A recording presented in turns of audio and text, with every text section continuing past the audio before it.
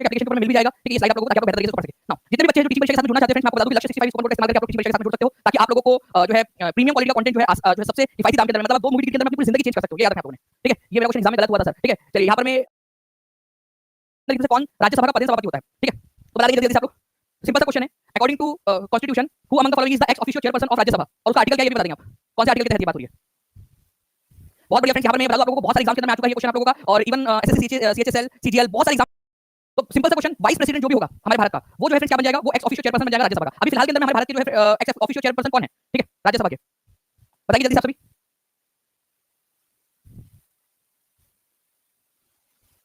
बहुत बढ़िया, ठीक है, तो जगदीप धनखड़ जी, जगदीप, ठीक है, जगदीप धनखड़। चलिए अब मुझे बताइए आप लोग कि जगदीप धनखड़ जी जो है हमारे भारत के उपराष्ट्रपति भी है, ये कौन से नंबर के उपराष्ट्रपति है, ये आप लोग कमेंट करके बता देंगे मुझे जल्दी से। ठीक है, तो कौन से नंबर के उपराष्ट्रपति ये भी बताइए। मैंने आप लोगों से पूछा फ्रेंड्स कि आप लोग बताएंगे कि उपराष्ट्रपति राज्यसभा के पदेन सभापति होते हैं, कौन से आर्टिकल में दिया गया है, ये भी आप लोगों को बताना कमेंट करके।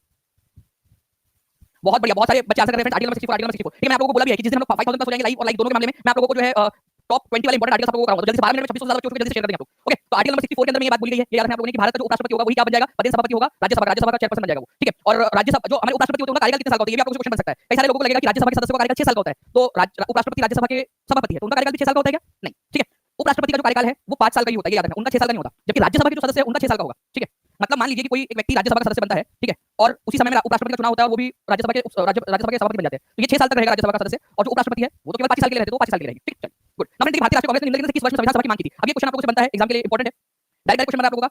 इंडियन नेशनल कांग्रेस ने कौन से साल कॉन्स्टिट्यूएंट असेंबली की मांग की थी जी। तो देखिए अगर मैं बात करूं आप लोगों से भारतीय राष्ट्रीय कांग्रेस ने निम्नलिखित में से किस वर्ष में संविधान सभा की मांग की थी, तो एज पर एनसीईआरटी, ठीक है, एनसीईआरटी के अंदर में जो डेटा दिया हुआ है उसके अनुसार बता रहा हूं मैं आप लोगों को। ठीक है, इसके अंदर में एम लक्ष्मीकांत और एनसीईआरटी के अंदर में कॉन्फ्लिक्टिंग डेटा है, तो हम एनसीईआरटी के साथ जाएंगे, मैं आप लोगों को बता देता हूं। ठीक है, एनसीईआरटी के अंदर दिया हुआ है कि सबसे पहले जो कम्युनिस्ट जो पार्टी के नेता थे, ठीक है, कम्युनिस्ट पार्टी के नेता थे एम एन रॉय, ठीक है, उन्होंने सबसे पहले संविधान सभा की मांग की थी 1934 के अंदर में, कम्युनिस्ट पार्टी के एम एन मत्स्येंद्रनाथ रॉय उनका नाम था, एम एन रॉय, ठीक है, उन्होंने मांग की थी 1934 के अंदर में। उसके अगले साल, ठीक है, 1935 के अंदर में इंडियन नेशनल कांग्रेस ने भी मांग की, इंडियन नेशनल कांग्रेस ने, ठीक है, इंडियन नेशनल कांग्रेस ने। और फ्रेंड्स मैं आप लोगों को बता दूं एक चीज ध्यान रखना मेरी, ठीक है, मैं बहुत इंपॉर्टेंट वाला पॉइंट आप लोगों को बता रहा हूं, इस चीज को ध्यान रखना आप लोग। अगर आप लोगों को, ठीक है, option number E none of the above या ऐसा ना दिया हो, तब आप जो है 1934 लगाओगे। अगर आपको नन ऑफ द अबव दिया हुआ है और 1935 नहीं दिया है इसमें, तो आपका आंसर जो है friends none of the above होना चाहिए, तब आप 1934 लगाना है, अगर नन ऑफ द अबव नहीं दिया तो। अदरवाइज आंसर आपका नन ऑफ द अबव होगा यहाँ पर। प्लीज ध्यान से समझिए मेरी बात को।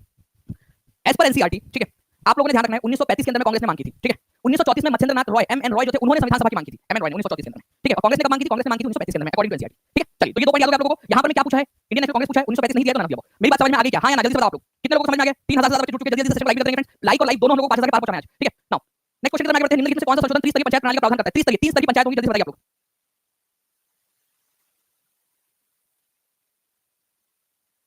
निम्नलिखित में से कौन सा संविधान संशोधन त्रिस्तरीय पंचायत का प्रावधान करता है, जल्दी बताना आप लोगों ने। तो देखिए संविधान संशोधन कौन सा था, 73 नंबर का था, जिसके अंदर में ये बात की गई थी कि भाई हमारे भारत के अंदर में क्या होगा, एक पंचायती राज व्यवस्था हम लोग लाएंगे, और पंचायती राज भी 3 स्तर की होगी। अब इसके अंदर में क्वेश्चन आ गया आप लोगों का कि पंचायती राज, ठीक है, हमारे भारत के अंदर में पंचायत के कितने स्तर है, तो हमारे भारत के अंदर में पंचायत के 3 स्तर है, याद रखना। मैंने पूरा का पूरा इसको सेक्शन लिया आप लोगों का पेज क्लास के अंदर में, जिसमें हम लोगों ने पंचायत के बारे में पूरा पढ़ा है। ठीक है, हमने 73rd constitutional amendment act panchayat भी पढ़ा है, हमने 74वां संविधान संशोधन भी पढ़ा है। मैं आप लोगों से रिक्वेस्ट करूंगा कि आप जल्दी से बताइए कि 74वें नंबर के संविधान संशोधन के अंदर में क्या दिया हुआ है, जल्दी जल्दी आप सभी आंसर करेंगे। 74th नंबर का संविधान संशोधन इंपॉर्टेंट है। ठीक है, तो 73rd में पंचायत के बारे में दिया गया, 74th के अंदर में 74वें के अंदर में बात की गई है आपके, ठीक है, म्युनिसिपैलिटी के बारे में। ठीक है, आगे बढ़ते हैं। नेक्स्ट क्वेश्चन की तरफ में 3 स्तर है, सबसे पहले विलेज पंचायत होती है, फिर पंचायत समिति होती है, आसपास की पंचायतों का जो ग्रुप है उसको पंचायत समिति बोला जाता है, और सबसे ऊपर में होती है जिला परिषद या डिस्ट्रिक्ट पंचायत। ओके, 21 जुलाई से 27 जुलाई तक कितने लोग चाहते हैं कि 7 दिन 7 टॉपिक, और अगर आप लोग चाहोगे तो हम लोग ये कर सकते हैं अपने।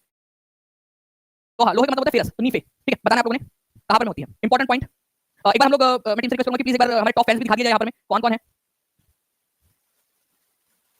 हमारे फैन मूवमेंट में। अगर यहाँ पर मैं देखूं तो टॉप फैंस यहाँ पर बीपीएससी एस्पिरेंट्स है, जो टॉप है, टॉपर है, ठीक है, सोनी कुमारी है, प्रेम प्रकाश है, ठीक है, मेनका सिंह है, धर्मेंद्र यादव जी है, रंजय बवाला, ठीक है, ये है पूनम कुमारी है। बहुत सारे लोग यहाँ पर हमारे साथ में हैं जो कंटिन्यूसली करते हैं। आप लोग फ्रेंड्स कमेंट्स के अंदर में आंसर करते रहेंगे। ठीक है, देखिए अगर मैं बात करूं फ्रेंड्स हमारी पृथ्वी की संरचना की, तो हमारी पृथ्वी जो है, ठीक है, ये पृथ्वी को अब हम इमेजिन करो आप लोग, ठीक है, आप लोग पृथ्वी पे हो, सभी लोग हैं ना पृथ्वी पे, है तो यहाँ पर मंगल ग्रह से बैठकर लेक्चर देख रहे हैं। ठीक है, चंद्रमा पे भी देख सकते हो, चंद्रमा के ऊपर में नोकिया और नासा ने मिलकर जो है वो इंटरनेट लॉन्च किया है, करंट फेक न्यूज़ है करंट का। तो कौन से संस्था है जिन्होंने चंद्रमा पे चांद पे इंटरनेट लॉन्च किया है, ठीक है, वो है नोकिया और नासा ने मिलकर। तो हम लोग जो है पृथ्वी पर है, तो पृथ्वी पे जो हम लोग जिस पर है अभी फिलहाल में, वो हिस्से को बोला जाता है क्रस्ट, या फिर उसको बोलते हैं परपटी। ठीक है, परपटी। दूसरे नंबर का जो है फ्रेंड्स वो है मेंटल, और सबसे अंदर में जो है उसको बोला जाता है कोर, हिंदी में उसको बोलते हैं क्रोड। ठीक है, क्रोड इंग्लिश में कोर और हिंदी में क्रोड। अभी जो कोर है ना, इसको और दो हिस्सों में बांट सकते हैं, सब कैटेगरी में इसको बांटा जा सकता है। ठीक है, एक जो आपका हिस्सा है उसको बोलते हैं आउटर कोर, बाहरी कोर और इनर कोर। ठीक है, अंदरूनी कोर। ये जो इनर कोर है और आउटर कोर है, इसमें डिफरेंस ये है कि आउटर कोर आपका सेमी लिक्विड फॉर्म में होता है, और ये जो है ये सॉलिड फॉर्म के अंदर में होता है जो इनर कोर है, इसी वजह से बस डिफरेंस है, बाकी मटेरियल दोनों में सेम है, निकेल और फेरस। ठीक है, क्या है उनमें, निकेल और फेरस, ये याद रखना आपको, निकेल और फेरस। ओके, तो अंदर में निकेल और फेरस आप लोगों को बहुत मात्रा में मिलेगा, इसी वजह से हमारे जो है इंटरनल जो पार्ट है, ठीक है, इसमें निकेल और फेरस की प्रचुरता होती है। यहाँ पर क्वेश्चन के अंदर में आप लोग देख लेंगे सियाल, सीमा, नीफे। ठीक है, जो ऑप्शन में दिया हुआ है ये नीफे जो है ना, बेसिकली यहाँ पर होना चाहिए आप लोगों का कोर ऑप्शन में होना चाहिए, कोर। ठीक है,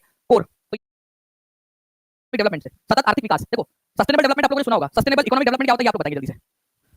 सस्टेनेबल इकोनॉमिक डेवलपमेंट, और आप लोगों में से जितने भी लोग चाहते हैं, ठीक है, में अगर आप लोगों को बात की जाए आर्थिक विकास की, सतत पोषणीय आर्थिक विकास का अर्थ क्या होता है? ठीक है, तो ये एक ऐसा विकास है जो पर्यावरण को बिना नुकसान पहुंचाए, वर्तमान विकास की प्रक्रिया भविष्य की पीढ़ियों की आवश्यकताओं की अवहेलना ना करे। ठीक है, मतलब ऐसा डेवलपमेंट करें हम लोग, ठीक है, जिसके अंदर में हम अभी अपने आप को डेवलप करें, आर्थिक रूप से भी डेवलप करें, सारी चीजों से डेवलप करें हम लोग, लेकिन ठीक है, हम इस तरीके से डेवलपमेंट करें कि भविष्य की जो पीढ़ियां है, आपके जो बच्चे पोते पोती ठीक है आने वाले हैं, उनकी जो जरूरत है उनकी अवहेलना ना हो, उनकी आवश्यकताओं की अवहेलना ना हो। ठीक है, तो एक ऐसा डेवलपमेंट, ठीक है, इकोनॉमिक डेवलपमेंट जिसके अंदर फ्यूचर की जो जनरेशन है, ठीक है, उनकी हम लोग अनदेखी ना करें। तो प्रेजेंट जनरेशन इस तरीके से डेवलपमेंट करें कि फ्यूचर इकोनॉमिक डेवलपमेंट जो है, ठीक है, उस पे कोई हैम्पर ना हो। तो ये भी याद रखना आप लोगों ने। आंसर देना option number A, future economic development होता है और डेवलपमेंट प्रेजेंट जनरेशन का भी हो, मतलब फ्यूचर की जो इकोनॉमिक डेवलपमेंट उसके ऊपर कोई असर ना पड़े। ठीक है, उनको बिना उनको नुकसान पहुंचाए हम जो डेवलपमेंट करेंगे उसको सतत पोषणीय विकास या सतत पोषणीय आर्थिक विकास कह सकते हैं, sustainable economic development. Next question जो है आप लोगों का 1809 में राजा राममोहन रॉय ने अपनी प्रसिद्ध पुस्तक गिफ्ट टू मोनोथिस्ट निम्नलिखित में से किस भाषा में लिखी थी? इंपॉर्टेंट क्वेश्चन है आपका, बताइए इसका आंसर क्या होगा? Gift to monotheist.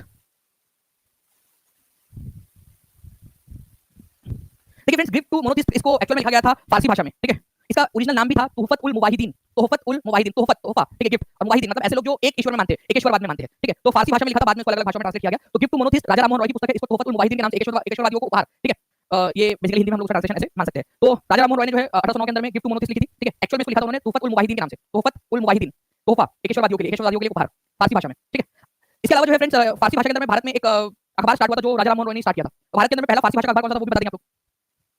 नाउ देखिए बीएस के अंदर में क्वेश्चन है आप लोगों को, इसको बताइए आप लोग। फारसी भाषा का भारत के अंदर पहला अखबार कौन सा था? और मैं यहाँ पर देख पा रहा हूं फ्रेंड्स कि 3500 के हम लोग बहुत पास में पहुंच गए। आज हम लोग 5000 लाइव और 5000 लाइक्स हम लोग कर लेंगे ऐसा मुझे लगता है। तो जितने बच्चे जिन्होंने सेशन को लाइक कर दिया हाथ ऊपर करके बता दीजिए। ठीक है, ये वो बच्चे हैं जो अपना योगदान दे रहे हैं यहाँ पर, कंटिन्यूअसली आगे बढ़ा रहे हैं सेशन को। जल्दी से जहां भी शेयर कर सकते शेयर कर देंगे। अब ये ऐलान जंग है, इसको जीतना है हमने।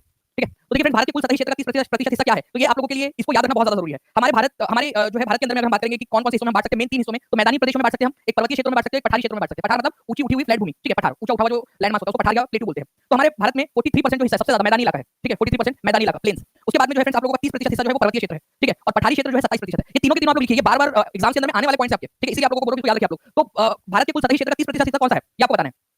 जल्दी बताइए आप लोग। तो 30% हिस्सा जो है फ्रेंड्स वो है आपका माउंटेन वाला इलाका। ठीक है, माउंटेन पर्वतीय क्षेत्र। मैदानी क्षेत्र जो है ये 43% है और पठारी क्षेत्र जो है 27% है। ठीक है, और ये 30% ये 3 हिस्सों में बांटा गया है मेनली। ठीक है, हमारे भारत को ये मेन 3 हिस्सों में हम लोगों ने बांटा हुआ है। ठीक है, डेजर्ट वगैरह सब वो मैदानी प्रदेश क्षेत्र में उसको गिन लेते हैं। ओके चलिए, तो आंसर जो है आप लोगों को हो जाएगा ऑप्शन नंबर बी। याद रहेगा कि ये चीज अगर इस क्वेश्चन को घुमा फिरा के पूछे कुछ हम जो है मैच द फॉलोइंग टाइप के अंदर में पूछे तो आप लोग कर पाओगे क्या? अगर हां तो हाथ ऊपर करके बताओ जल्दी से। ठीक है, चलिए नेक्स्ट क्वेश्चन की तरफ हम लोग आगे बढ़ते हैं। बिहार में कांग्रेस का पहला अधिवेशन कहां पर आयोजित हुआ था? 10 सेकंड के अंदर में आंसर आ जाना चाहिए आप लोगों का। अभी 3:30 बजे जो है फ्रेंड्स आप लोगों को बता दूं कि मैं एक स्पेशल सेशन लेने वाला हूं टीचिंग एप्लीकेशन के ऊपर में। जो भी पेड स्टूडेंट है वो जरूर आ जाएंगे, उसमें हम लोग स्ट्रेटेजिक जो है डिस्कशन करेंगे। ठीक है, और साथ ही साथ आज रात में मैं आप लोगों के लिए 2 घंटे का ठीक है एक बड़ा सेशन लेने वाला हूं रिवीजन, ताकि किक स्टार्ट वापस आप लोग कर सके। जितने भी बच्चे अगर रह भी गए होंगे ठीक है तो वो किक स्टार्ट कर सके। मैं पूरा का पूरा जितना भी पढ़ाया हुआ है उन सभी चीजों का रिवीजन दूंगा आप लोगों के साथ में। ठीक है, और जो लोग नहीं जुड़े अभी भी वो लोग आज जल्दी से जल्दी जुड़ सकते हैं। 3:30 के पहले अंदर में आरएन ठीक है मुधोलकर जो उसके अध्यक्ष याद रखेंगे आप लोग, रघुनाथ नरसिंह मुधोलकर। ठीक है, 40 में जो है रामपुर के अंदर में सेशन हुआ था जो झारखंड में पड़ता है। ठीक है, उसके अध्यक्ष थे मौलाना अबुल कलाम आजाद। ठीक है, तो 1912 में पहला सेशन हुआ था बांकीपुर पटना के अंदर में। कौन अध्यक्ष जल्दी से आप लोग बताएंगे यहाँ पर में जल्दी से लिखिए। 2500 एन मुधोलकर। ठीक है, रघुनाथ नरसिंह मुधोलकर जो है फ्रेंड्स अध्यक्ष थे 1912 में। ठीक है, कांग्रेस का पहला सेशन जो बिहार में हुआ था। नेक्स्ट क्वेश्चन जो है उसका आंसर दिख रहा है आप लोगों को, तो मैं थोड़ा सा इसको जो है हटा देता हूं, तब तक आप लोग आंसर करेंगे। भारत की जल्दी से आपको बताएंगे मुझे। भारत का जो दक्कन का पठार का जो इलाका वहां पर आपको मिलेंगी सबसे ज्यादा जो है काली मिट्टी आपको गुजरात के अंदर मिलती है, ये भी याद रखना आप लोगों ने। काली मिट्टी के अंदर में कौन सी चीज उगाई जाती है? तो कॉटन के लिए बहुत अच्छी होती है, ये याद रखना आप लोगों ने। काली मिट्टी के अंदर में जो है वाटर रिटेंशन क्वालिटी बहुत अच्छी होती है, वाटर रिटेंशन। नेक्स्ट क्वेश्चन की तरफ मैं भारतीय राष्ट्रीय कांग्रेस निम्नलिखित में से किस अधिवेशन में भारत कांग्रेस के पहली बार स्वराज शब्द का इस्तेमाल किया? बहुत ही important question, very very very important question. ठीक है, देखिए फ्रेंड्स दो चीजें होती है आप लोगों की, एक है स्वराज और एक है पूर्ण स्वराज। ठीक है, दोनों ही हम लोगों को देखना है। तो स्वराज और पूर्ण स्वराज का जो है नारा कौन कौन से साल में दिया गया था? क्या आज हम लोग 5000 लाइक और 5000 लाइक का जो है आंकड़ा पार कर सकते हैं? लाइक भी हम लोगों ने करना है। ठीक है, आपका पूर्ण स्वराज का नारा कब दिया गया था? पूर्ण स्वराज। ठीक है, पूर्ण स्वराज का नारा कब दिया गया था? दोनों चीजें। तो स्वराज शब्द का नारा जो है पहली बार 1906 में दिया गया था। ठीक है, कहां पर हो रहा था ये सेशन? कलकत्ता में हो रहा था, कलकत्ता के अंदर में। और उस समय अध्यक्ष थे दादा भाई नौरोजी लाहौर में 1929 में, और इसके अध्यक्ष थे उस समय में ठीक है जवाहरलाल नेहरू। प्लीज इन दोनों पॉइंट को याद रखिए आप लोग। स्वराज का नारा सबसे पहले दिया गया था 1906 में कलकत्ता अधिवेशन के अंदर में, और पूर्ण स्वराज का नारा दिया गया था लाहौर अधिवेशन के अंदर में। ये दोनों ही पॉइंट बहुत ज्यादा इंपॉर्टेंट है, एग्जाम के अंदर में पूछे जा सकते हैं आप लोगों से। ठीक है, जल्दी से लिख देंगे आप लोग दोनों के दोनों पॉइंट ताकि आप लोगों को हमेशा हमेशा याद हो जाए। ठीक है, तो दादा भाई नौरोजी के अध्यक्ष के अंदर में इंपॉर्टेंट जो कांग्रेस के अधिवेशन है। ठीक है, ये मैंने आप लोगों को 3 लेक्चर्स के अंदर में पेड क्लास में करवाया है। कितने लोगों ने देखा है? अगर नहीं देखा है तो प्लीज उसको रिवाइज के साथ में केयरफुल तरीके से मैंने आप लोगों को एक एक डिस्कस किया हुआ है आपके साथ में। ठीक है, नाउ इस अधिनियम को ब्लैक बिल के नाम से जाना जाता है, ब्लैक बिल या फिर काला कानून के नाम से जाना जाता है। ठीक है, तो काला कानून क्योंकि इस कानून के तहत ये प्रावधान कर दिया गया था कि हमारे भारत के अंदर ना किसी दलील के मतलब पुलिस उठा के फिलहाल तो रह गया ना उसके अंदर में। ठीक है, तो यहाँ पर जो फ्रेंड्स रॉलेट एक्ट ऐसा कानून था सकती थी बिना जो है जज के सामने पेश किया। आज हमारे देश के अंदर में 24 घंटे के अंदर में पेश करना होता है। आप सोचिए 24 घंटा और 2 साल कितना फर्क है? सोचिए, थोड़ा सा विचार करो, 24 घंटे और 2 साल में कितना फर्क है? ठीक है, तो 24 घंटे 2 साल आज हमारे देश में 24 घंटे के अंदर आपको जो है मजिस्ट्रेट के सामने पेश करना होता है अगर पुलिस लेके जाती है आपको तो। ठीक है, रॉलेट एक्ट जो है फ्रेंड्स ये 1919 के अंदर में आया था। इसको काला कानून के नाम से भी जाना जाता है। गांधी और जिन दोनों ने ही इसको जो है शैतानी करतूत वाला कानून बताया था। ठीक है, अब देखिए नेक्स्ट क्वेश्चन